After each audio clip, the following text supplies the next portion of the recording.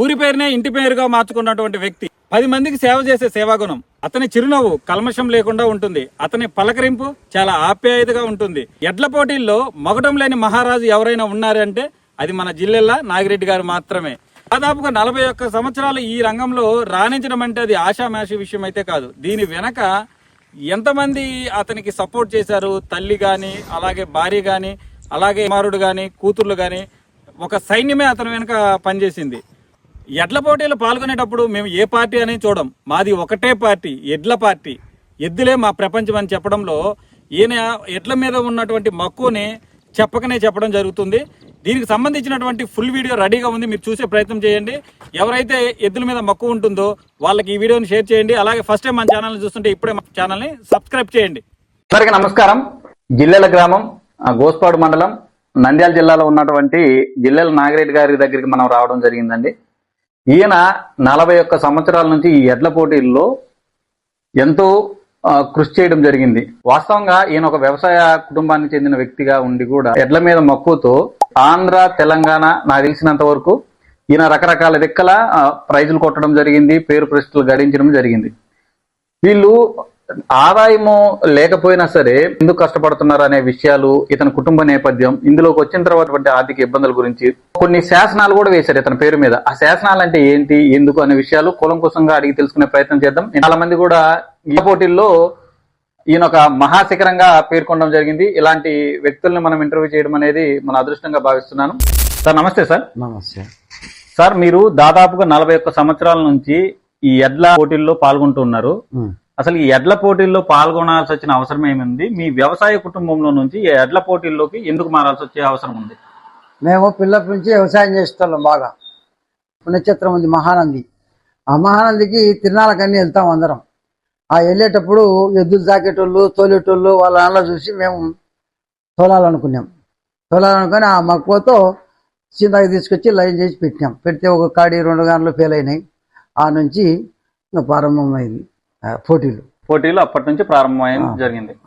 మీకు అత్యంత పేరు ప్రతిష్టలు తెచ్చినటువంటి ఎడ్లేవి?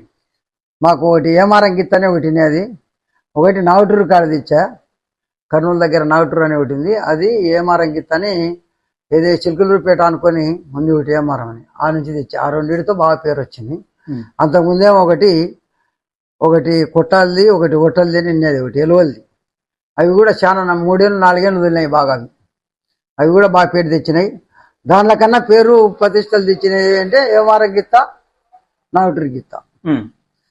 ఆ నాగటూరు గిత్త 3 సంవత్సరాలు మహానందిలో తోలే, ఒకే జొత్తతో తోలినాక అది పాలు మాలింది ఎద్దు. ఆ పాలు మాలినాక అది ఇక చనిపోయిందని ఇంకోటి తెచ్చా, సౌటిపల్లిలో దగ్గర తెచ్చాం, పొద్దుటూరు దగ్గర. అది 2 ఏళ్ళు తోలింది. ఈ ఏమారం గిత్త అనేది 5 సంవత్సరాలు తోలింది. అది మనం చెప్పేదే కాదు, అందరికి దేశం వల్ల తెలుసు దాని కథ. 5 సంవత్సరాలు తోలింది అనేది అందరికి తెలుసు. అది ఈ ఎడ్ల పోటీలు మామూలుగా మధ్యతరగతి కుటుంబదారులు పాల్గొనేటువంటి పోటీలు అయితే కాదు. ఆర్థికంగా ఎంతో కొంత స్థితిమంతులు అయితేనే చేస్తారనేది ఒక నానుడైతే ఉంది. మరి మీరు ఆర్థికంగా స్థిరపడి ఉన్నారా? ఆర్థికంగా అంటే ఏం లేదులే, మాకుండే ఒక 20 ఎకరాల పొలము. నాకు ఆ పిల్లలు చదివేయడము, నాకు 6 మంది కూతుర్లు, ఒక కొడుకు, ఒక కుమారుడు, 6 మంది కూతుర్లు. వాళ్ళని చదివించుకుంటా ఇట్లనే సొంత కష్టం చేసుకుంటా. మా ఇంట్లో నన్ను అరిచేవాళ్ళు లేరు. మా అమ్మ కానీ నా భార్య కానీ నువ్వు ఎందుకు పెట్టుకునేవని నన్ను ఒకనాడు కూడా వాళ్ళు అడిగిన వాళ్ళు కాదు. సాధారణంగా ఎవరైనా సరే ప్రతి మగవాడు కానీ సంపాదించకపోతే భార్య గాని తల్లిదండ్రులు గాని మామూలుగా అయితే ఒప్పుకోరు. మరి మీ వైవాహిక జీవితంలో మీ భార్య గారు గాని, ఇంట్లో మీ అమ్మా నాన్న గాని, అత్తవారి సైడ్ నుంచి గాని ఎందుకు ఈ ఎడ్ల పందాలు, దీనివల్ల ఏమొస్తుంది, కుటుంబ ఆర్థిక పరిస్థితి అదుపు తప్ప దీంట్లో సంపాదించేది ఏమీ లేదు అని అన్నప్పుడు మీకు ఎలా అనిపించింది? నాకు పేరు రావాలని నాకు ఒకటి ఆ ధోరణిలో ఉండే కానీ నేను వేరే ధోరణిలో లేను. మంచి వయసులో కూడా పిల్లలను భార్యని ఇంటిగా ఎడసబెట్టి నేను తీయక ఎద్దుల మడి తిరిగిన, పిల్లల్ని కూడా ఆశయకుండా తిరిగిన. భార్య పొలం ఇంటికాడ మా భార్య చూసుకుంటది పొలం వల్ల. అట్లా మా అమ్మండే నా భార్య ఉంది కాబట్టి ఇద్దరు పని చేసుకోలే బాగా. వాళ్ళు చేసుకుంటుంటే నేనే ఈ 10 ఏళ్ళు తిరిగా. అది జరిగింది. మరి అమ్మగారు ఏమనలేదా? ఏమన్నా ఇప్పుడు కూడా మా అమ్మ ఏమన్నా. సరే మీ అర్ధాంగి గారు ఏమన్నా, వాళ్ళు కూడా ఏమన్నారు. ఇప్పుడు కూడా ఏమైనా కనుక ఇన్నాళ్ళు ఉండేది. ఇలాంటి 41 సంవత్సరం నాలంటే ఉంటాయా? ఉండవు. ఆ నాళ్ళు కష్టం ఉండడానికి. ఏమంటే సొంత కష్టం చేసుకుంటాం ఎక్కువ. ఉహు. ఇంట్లో ఎంతమంది ఉన్నా అంతమంది కష్టం చేస్తాం. ఓకే. కష్టం చేసిన దానికే పెడతాం. ఉమ్. అది కష్టం చేసి కూడా వాటికే పెడతారు. ఆ. ఈ ఎడ్ల పందాల్లో పోటీ గెలిచిన తర్వాత శాసనాలు వేస్తారని విన్నాను. ఉమ్. ఆ శాసనాలు అంటే ఏంది, ఎందుకు వేస్తారు? అది నేను 1000 అడుగులు తోలినా, ఒకరు 1200 తోలినారు, ఒకరు 1400 తోలినారని అట్లా అట్లా ఎవరు ఎగస్ట్ తోలితే ఆ, వాళ్ళది పేరు రాస్తారన్నమాట. ఎక్కడ? మాకు ఏడాది జరిగిందంటే ఆకుల గణపురం ఒకటి, ఉమ్. పూర పెద్ద బండ అది, ఓకే. అదొకటి. మోర్జంపాడు ఒకటి, ఉమ్. పిడుగురాల దగ్గర ఒకటి, చిలకలూరుపేట దగ్గర గణపురం. ఉమ్. ఫస్ట్ గణపురంలో పగ్గాలు పట్టుకుని నేను ఉమ్. ఏది చిలకలూరుపేట గణపురంలో ఫస్ట్ పగ్గాలు పట్టుకున్నా. ఉమ్. అంతవరకు మాకు శేషిరెడ్డి అని ఒక ఆయన ఉన్నాడు, మా గురువు. ఉమ్. ఆయన తోలుతానే, నేను సైడ్ తోలుతాను. ఉమ్. అప్పటి నుంచి ఇప్పటికి 25 సంవత్సరాలు దాటింది. ఉమ్. ఇప్పటికి ఉమ్. ఆ నుంచి పగ్గాలు పట్టుకుని నేను 25 సంవత్సరాలు తోలా. ఉమ్. కదమ 20 సంవత్సరాలు ఆయన తోలాడు. ఉమ్. శేషిరెడ్డిని మాకు గురువు, ఆయన తోలుకొచ్చుకుని నేను. ఉమ్. నా ఇంట్లో ఉన్నాడు 23 సంవత్సరాలు, ఉమ్. ఇంటికి పోకుండా. ఉమ్. అట్లా పట్టుదలలు బట్టి తిరిగితే పేరు వచ్చింది, ఊరికి పేరు రాదు. రావాలంటే ఒక పందెంలో గెలవాలంటే డ్రైవర్ కి ఎక్కువ నైపుణ్యం ఉండాలా, ఎడ్లకు పటుత్వం ఉండాలా? డ్రైవర్ నైపుణ్యమే ఎక్కువ. అంతేనా? సెట్టింగ్ అంటే ఉమ్. 7 మంది తోలే 7 మందిలో సెట్టింగ్ ఉండాలా.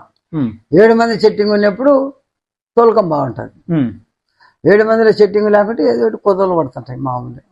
అంటే ఆ ఎడ్లలో దమ్ము లేకుండా డ్రైవర్లు స్కిల్ ఉండి కూడా వేస్ట్ కదా అప్పుడు. దానిలోకి ఉండాలా, మనకు ఉండాలా. దానిల సహాయం మనకు ఉండాలా, మన సహాయం దానిలోకి ఉండాలా. ఇప్పుడే సెట్ అయ్యేది. అందుకే ఎద్దులు మనుషులు సెట్ కావాలనేది ఎప్పుడు కావట అందరికి. ఎవరికొరికి ఏటొకరికి, ఒకరికి ఒక సంవత్సరం అవుతుంటాయి మామూలు. ఎప్పుడు మనకు చెట్టు కావాలంటే కావు. ఆ మనుషులు చెట్టు కావాలా, ఎద్దులు చెట్టు కావాలా, అన్ని చెట్టు చేసుకోవాలంటే అందరికి ఒక్కొక్కరి అదృష్టం ఒక్కొక్కసారి. ఎప్పుడు మనకి ఉండదు. ఓకే. మీరు ఈ ఎడ్ల పోటీలు 41 సంవత్సరాల నుంచి చేస్తున్నారు కాబట్టి ఇప్పటి వరకు ఎన్ని జతల ఎడ్లను మీరు ఉపయోగించుంటారు? నేను దాదాపు ఒక 20 జతలు. వీటిలో బాగా పేరు తెచ్చినవి వచ్చేసి మీరు మొదట చెప్పినవి. ఇప్పుడు ఉన్న ఎడ్ల పేర్లు ఏం పెట్టారు ముద్దుగా? మేమేం పేర్లు పెట్టలేదు. ఇప్పుడు ఉన్నట్టు కూడా పేర్లు ఏం లేవు, ఎద్దులని పెట్టుకుంటా అంతే. అంటే ఆ ఊర్లో కొంటే ఆ ఊరి పేరు చెప్తాంట నేను. ఓకే. నేను సినిమా పేర్లు, ఊరి పేర్లు అట్లా పెట్టాను. మా ఇంటి పేరు కేశవ స్వామి అని మాకుంటాడు. ఆ కేశవ స్వామిని పెట్టుకుంటుంటాం అంతే. మీరు ఇంటి పేరు దేవుడి పేర్లే పెట్టుకుంటారు? దేవుడి పేరే ఏది రాపియడం, పేరు రాపియడమే అంతే. అంతే. ఇప్పుడు చాలా మంది కంపెనీ అని చెప్తున్నారు. అసలు ఆ కంపెనీ అంటే ఏంటి, దాంట్లో ఉండేటువంటి బెనిఫిట్స్ ఏంటి? అంటే కంపెనీ అంటే వాళ్ళు వ్యాపారాలు చేసి దండి పెట్టేదాన్ని కంపెనీ అంటారు. ఒక 5 జతలు 6 జతలు 7 జతలు పెడతారే వాళ్ళు. ఇంకా డబ్బు గిబ్బు రెడీ పెట్టుకొని ఆ మనుషులను, ఆ ఎద్దులను, ఆ మనుషులను రెడీగా దానాలు పర్ఫెక్ట్ గా పెట్టుకుంటారు అన్నమాట. పెట్టుకునే దాన్ని కంపెనీ అంటారు. మేము రైతుల బాగా దాక్కునే దాని మామూలు ఎడ్లే అని అంటారు. ఎడ్ల పోటీల్లో పాల్గొనేటప్పుడు మీరు పశువులకి ఎలాంటి ఆహారాలు అందిస్తారు? మీరు ఇక్కడ ఎలా మెయింటైన్ చేస్తారు? మేము ఉలువలు పెడతాం, ఆ నుంచి కొబ్బరి బెల్లము, ఆ నుంచి కొర్రలు, సొద్దలు, ఇవి మన కొర్రలు అట్లాంటివి పెడుతుంటాం. బార్ల బియ్యం అని ఉంటాయి, బార్లీ, ఆ బార్లీ కూడా వచ్చటం. మీరు మొన్న ఒక మాట చెప్పారండి, ప్రభుత్వం వైపు నుండి మాకు సరైనటువంటి ఈ సబ్సిడీలు కానీ మెడిసిన్స్ కానీ అందడం లేదనే మాట అయితే చెప్పారు. ప్రభుత్వ ఆసుపత్రుల్లో మనకు అన్ని సదుపాయాలు కల్పించారు. మరి మీరు ఆ మాట అనడానికి గల కారణం ఏంటి? అంటే మాకు అందడంలే.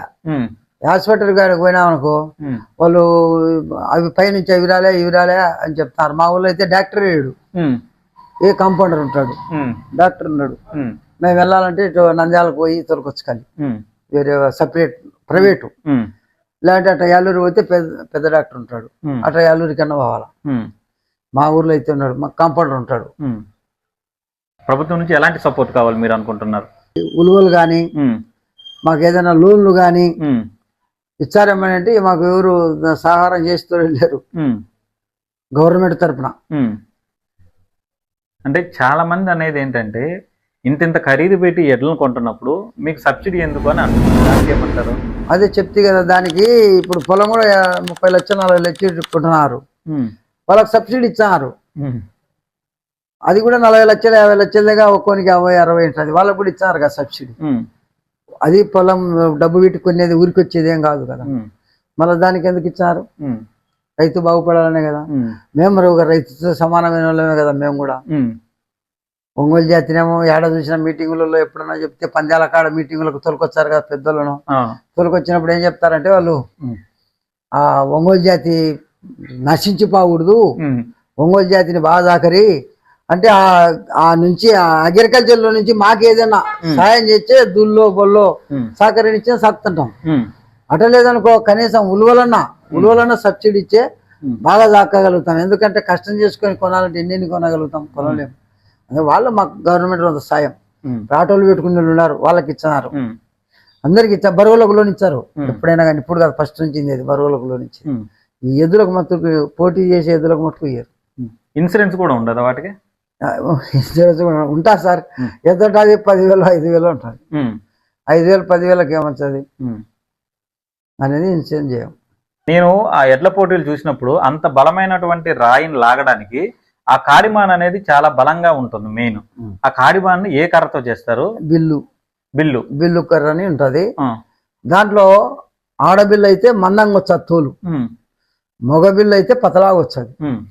ఆ మగ బిల్లు కర్ర అయితే గట్టిగా ఉంటది. మామూలు టేకు గానీ ఇలాంటివి విరిగిపోతాయి, వెంటనే ఇరిగిపోతాయి బలానికి. ఇప్పటి వరకు మీరు ఎన్ని కేజీల బండని మీ ఎడ్ల ద్వారా లాగిచ్చారు? మేము 2 టన్నులు 3 టన్నులు లాగిచ్చాం. పెద్ద టన్నులు పెద్దవే బండాలేం పెద్దవే. టన్నులు అంటారు, కింటాలు అడుగులు అంటారు.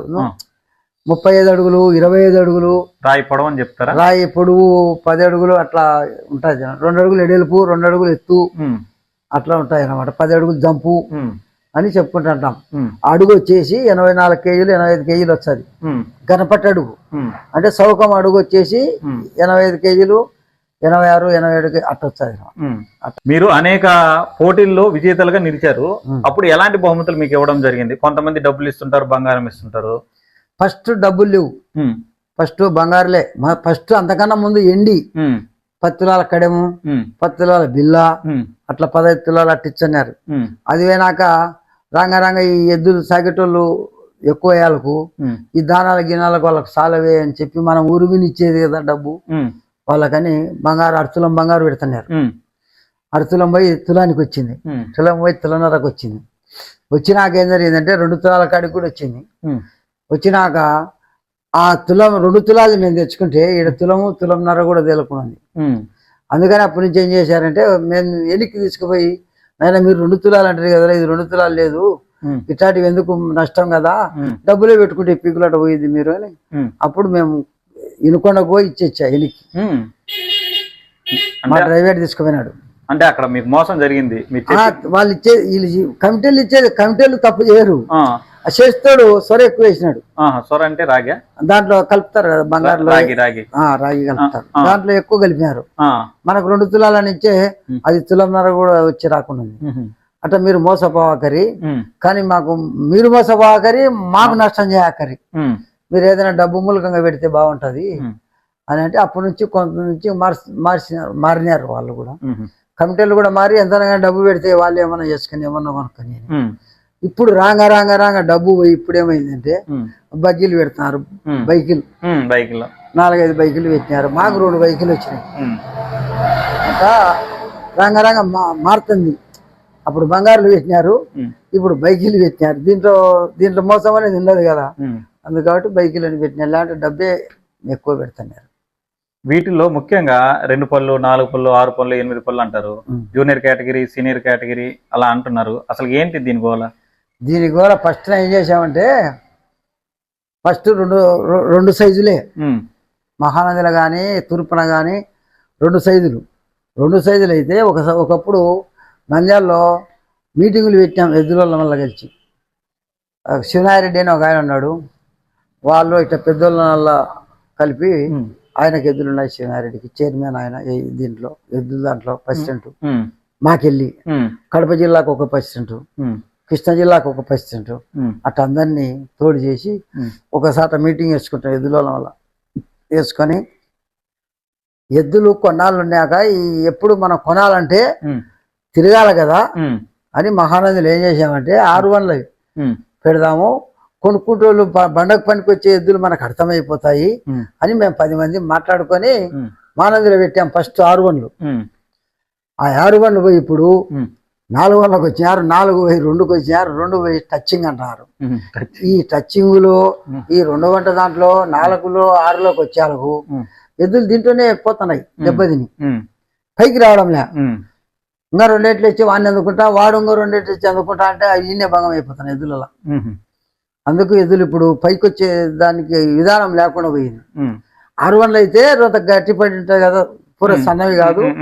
6 అంటే ఇంకా నుంచి బాగుంటది కదా అని అటు 6 మానందిలో ఫస్ట్ స్టార్ట్ చేసాం.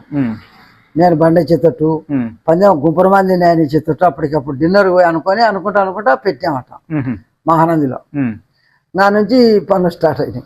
ఈ పళ్ళు గురించి అప్పటి నుంచి పెట్టారు. అప్పటి నుంచి పెట్టాం. మేము ఏదో కొనడానికి బాగుంటది, మనం తిరగకుండా ఏడున్నోళ్ళు పనులు వస్తుంటే మనం ఎదురు సరిపోతాయని కొనకనికి బాగుంటది. కొనుక్కున్నాక వాడు రైతు బాగుపడతాడు, బీదుడు అమ్ముకుంటాడు, కొనుక్కుంటాడు, డబ్బునుడు కొనుక్కుంటాడు, అట్లా వాడు బాగుపడతాడు, వీడు బాగుపడతాడు అని ఆలోచన చేసి అక్కడ పెట్టినాం అప్పుడు ఫస్ట్. ఈ ఎడ్ల పందాలు బాగా ధనవంతులు ఈ ఎడ్ల పోటీల్లో పాల్గొంటారా, లేకుంటే మధ్యతరగతి రైతులు పాల్గొంటారా? బీదోడు కూడా పాల్గొన్నారు. ఇప్పుడు ఉన్న ఎద్దులలో బీదోళ్ళు కూడా చాలా మంది ఉన్నారు. పెద్దోళ్ళు అనేది ఏం లేదు, మోజు ఎవరి ప్రేమ అంది అంతే అంతే. అంతేగాని పెద్దోళ్ళు అనేది లేదు. ఇప్పుడు పెద్దోళ్ళు మాకన్నా పెద్దోళ్ళు ఈ ఊరు లోపల అందరు పెద్దోళ్ళు ఉన్నారు సుమారుగా. ఒకప్పుడు నేను పెద్దోడిని అందరికి ఈ ఊర్లో. ఇప్పుడు నాకన్నా పెద్దోళ్ళు ఉన్నారు మచ్చులు సంపాదించుకొని. అయినా దీనిలోకి రారు వాళ్ళు. వాళ్ళ వ్యాపారాలు వాళ్ళ కథలు రాజకీయంలోకైనా పోతారు కానీ దీంట్లోకి వారు. మేముగా రాజకీయంలోకి దుబ్బిన వాళ్ళు. నేనైతే పాను ఇలా పచ్చినట్టు పెట్టుకుంటాం అనుకో, ఈ ఊరు మటుకు తెలుసు అంతే కదా. అవును, మేము ఎదురు పెట్టుకున్నాము, దేశం వల్ల తెలుసు. అవును, నువ్వు నెల్లూరు కాంచి ఇచ్చినావు ఇప్పుడు అంటే తెలిసే కదా వచ్చింది. అవును, అట్లా మాకు దేశం వల్ల తెలుసు ఈ పచ్చినట్టుతో మాకేం పనింది అని. మేము ఆ రాజకీయం జోలికి తెలుగుదేశం వాళ్ళు పందెం పెట్టినా పోతాం, వైఎస్ వాళ్ళు పందెం పెట్టినా పోతాం, ఇంకా ఏ పార్టీలు పందెం పెట్టినా మేము పోతాం. వాళ్ళ డ్రెస్ వేసుకోమంటే వేసుకుంటున్నాం, మాకేం లేదు దాన్ని. ఎద్దులకు మాకు ఎద్దుల పార్టీ తప్ప ఈ రాజకీయాలు మాకు అనవసరం. అంతేనా? ఎద్దుల కల్లా. సూపర్. ఇంకోటి ఏంటంటే మామూలుగా చిన్న చిన్న పందాలు పాల్గొనరు అనే ఒక మాట అయితే ఉందండి ఈ ఎడ్ల పోటీదారులు. సెంటర్ కోర్టులు అంటారు, ఎందువల్ల అది సెంటర్ అంటే ఇప్పుడు మహానంది ఉంది, పందెం చిన్నది పెట్టినా 30,000 పెట్టినా 20,000 పెట్టినా 1,00,000 పెట్టినా మహానందిలో తోలాల అనేది ఒక భ్రమ. జనం ఎక్కువ వచ్చారు. ఒక ఆశ మహానందిలో వెళ్తే కింగ్ అని దానికి పేరు. ఇప్పుడు చక్రవర్తి ఆయన 3 సంవత్సరాలు తోలాడు ఒక ఆయన. అట్టా ఆయనకు కప్పు తీసుకున్నాడు, వెండి కప్పు ఇచ్చారు 3 సంవత్సరాలు తోలితే ఆయనకు. అట్లా 7 ఏఎస్వి ఉన్నాడు సుంకి సురేందర్ రెడ్డి, ఆయన 2 సంవత్సరాలు తోలాడు. ఇప్పుడు 3వ సంవత్సరం ఉంది ఆయనకు. ఆ 3వ సంవత్సరం తోలితే ఆయన కప్పే. ఒకప్పుడు నేను ఎద్దులు తోలేటప్పుడు నాగేశ్వరరావు అని చైర్మన్ ఉండే ఆయన నేను కలిసి నా ఎద్దులు తీసుకున్నాడు. ఆయన తీసుకునే నాకన్నీ ఎద్దులు. అట్లా ఇద్దరి మీద కలిపి శానేళ్ళు తోలినాను నేను. ఈ 40 ఏళ్ళు గడిచిన కారణం ఏమంటే నేను కొన్నేళ్ళు తోలుకున్నాక నా ఎద్దులు తీసుకున్నాడు ఆయన. ఆ ఏమారం గిత్తను ఆ నాటుడు దాన్ని తీసుకున్నాక ఈ పందాలలో తోలినాం. ఆయన నాగేశ్వరరావు అని చాలా మంచివాడు, చైర్మన్ బందరు కోసూరు ఆయనది. అంటే విజయవాడ అవతల 70 కిలోమీటర్లు. ఆయన నేను చేశాం. ఆయన ఫోటో ఉండే కానీ తీసేసినారు మొన్న. ఈ వయసులో మీరు ఎడ్ల పోటీలకు రకరకాల ప్రాంతాలకు తిరుగుతున్నారు. మీ ఆరోగ్య దృష్ట్యా అంత దూరం ఎందుకు ప్రయాణం చేస్తున్నారు మీరు? దాని మీద భ్రమ తీరలే ఇంకా ఈ 40 ఏళ్ళైనా తీరలే అంటే ఈ మొన్న ఉన్న జతతో లాస్ట్ చేస్తాను నీ ఇంటర్వ్యూలో చెప్పిన. ఆ జత అయిపోక ముందే నేను పక్కన పోకున్నా, అలాంటి ఈ జతతో లాస్ట్ అనుకున్నా. నేను సిలకలూరిపేట దగ్గర గణపురంలో పగ్గాలు పట్టుకున్నా. యువతలో నాదేళ్ళ అనింది, ఆ నుంచి తోలే నేను ఇప్పుడు. అన్నే వాళ్ళు అన్నారు ఆ కమిటీ వాళ్ళు, నాయుడన్నా వీడు తోలి నువ్వు నేను అని వాళ్ళు డేట్ తెచ్చారు. నువ్వు 25 ఏళ్ళు అయింది మా ఊళ్ళోనే పగ్గాలు పట్టుకునే, ఫస్ట్ నువ్వు కనుక్కుంటావు లేదో నీ ఫోటోలు కూడా తీసుకొని వచ్చినాం మేమని. నాకు అన్నీ రోడ్డుకు అవతల అది, రోడ్డుకి యువతల నాదేళ్ళ మండలం. ఆ నాదేళ్ళకి వచ్చి చెప్పారు వాళ్ళు కమిటీలు. 25 సంవత్సరాలు అయింది నాను పగ్గాలు పట్టుకున్నాను. దాంట్లో నాకు వీళ్ళు ఎన్ని తోలుకుంటూ అవుతున్నా కానీ చదువు రాక డేట్లు తెలవు. ఆయన వేసుకొచ్చి చెప్పినాడు 25 ఏళ్ళు అయింది అన్నా నువ్వు తోలబట్టి అని. నేను ఆపదే నాకు ఆరోగ్యం బాగాలేక ఆపదే అనుకునే అన్ని నా నుంచి పోవడం లే.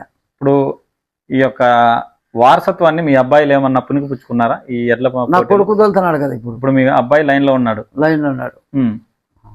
మీరు పోటీలో పాల్గొనమని చెప్తున్నారు కానీ వద్దని చెప్పరు ఇక. నేను వద్దని చెప్పలే, తొలగని చెప్పలే. ఊరికే ఇంట్రెస్ట్ ఉన్నా, అంతే. ఆ అబ్బాయి వ్యక్తిగతం. అంతే. ఒక మాట కొత్తగా వచ్చే వాళ్ళకి ఏంటి? దానాలు పెట్టేటి వెళ్ళ చెప్పినాం కదా. ఇప్పుడు ఏమైందంటే ఉమ్. నేను తోలేటప్పుడు బండలు పెద్దవి, ఉమ్. ఇప్పుడు తోలేటి లైట్ రాళ్ళు అయినాయి. ఉమ్. ఈ ఉరకాల్చి వచ్చింది. ఉమ్. అందుకని ఈ పిల్లల వాళ్ళ మొద్దిరినట్టుంది, వాళ్ళకు ఈ లైట్ బండలు రావడం వాళ్ళకు సూట్ అయింది. ఉమ్. ఇంతకుముందు బండలు అయితే వీళ్ళు తోలుకోలేరు. ఈ కేటగిరీవి, ఉమ్. సబ్ జూనియర్వి ఉమ్. ఇవాళ లైట్ అయింది కేటగిరీ అని.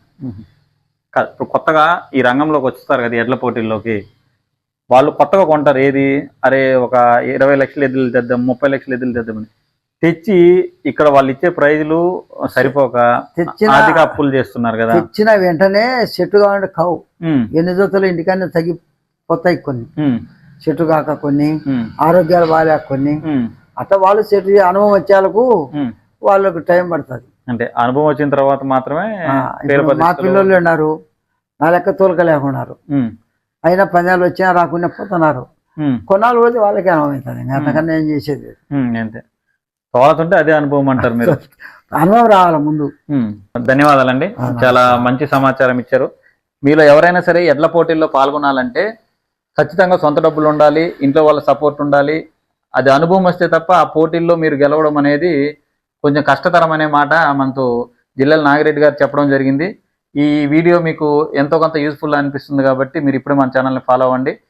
మరో వీడియోతో మీ ముందుకు రావడం జరుగుతుంది. నమస్తే.